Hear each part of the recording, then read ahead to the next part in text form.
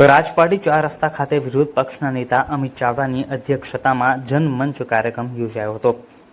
આજરોજ ભરૂચ જિલ્લાના રાજપારડી 4 રસ્તા ખાતે કોંગ્રેસ દ્વારા બપોરે 3 કલાકે જનમંચના કાર્યક્રમનું આયોજન કરવામાં આવ્યું હતું।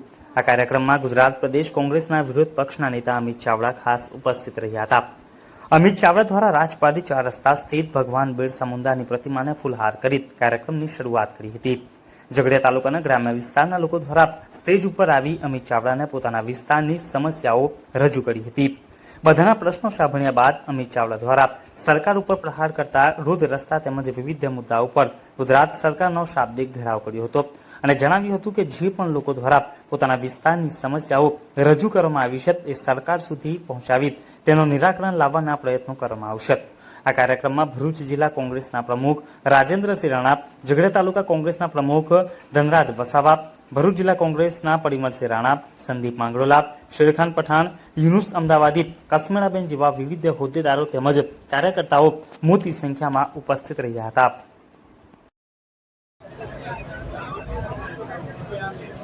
આજે ઝઘડિયા, વાલિયા અને નેત્રંગ તાલુકાના તમામ લોકોની સાથે એમના પ્રશ્નો, સમસ્યા અને જે તકલીફો છે, ભ્રષ્ટાચાર ને ગેરવહીવટ છે એને ઉજાગર કરતો જનમંચનો કાર્યક્રમનું આયોજન કરવામાં આવ્યું છે। તમે જોઈ શકો છો કે ચારે તરફ રસ્તામાં એટલા મોટા ખાડા છે, લોકો એટલા બધા હેરાન પરેશાન થાય છે, વાહનોને નુકસાન થાય છે, જાનહાનિ થાય છે અને લોકો આક્રોશ સાથે કહી રહ્યા છે કે દર વર્ષે રસ્તા બને છે અને દર વર્ષે તૂટે છે અને સરકારમાં બેઠેલા ભાજપના નેતાઓના ખિસ્સા ભરાય છે।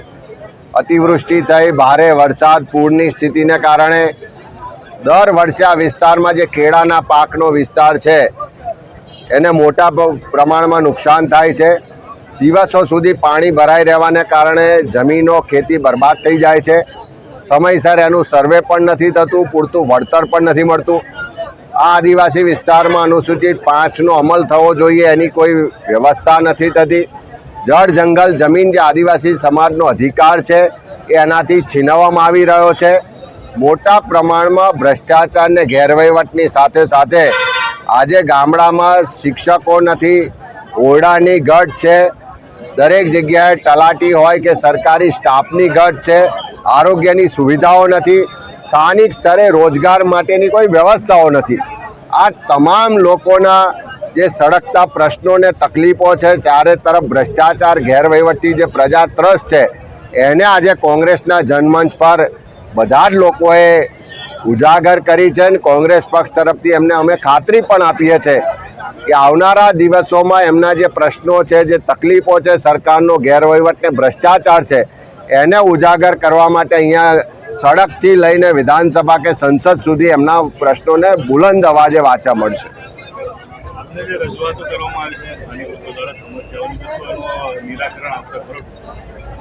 અહીંયા જે પણ લેખિત રજૂઆતો મળી છે, મૌખિક રજૂઆતો મળી છે, અમારા વિધાનસભા કોંગ્રેસ પક્ષની ઓફિસ દ્વારા એમની રજૂઆતોને સરકારના વિવિધ વિભાગો સુધી પહોંચાડવામાં આવશે। લેખિત સ્વરૂપે પણ મોકલીશું, એના માટે એનું ફોલોઅપ પણ લઈશું અને સાથે સાથે સમસ્યાનું નિવારણ થાય એના માટે જે રજૂઆત, જે લડાઈ લડવાની થાય એ કોંગ્રેસ પક્ષ લડશે।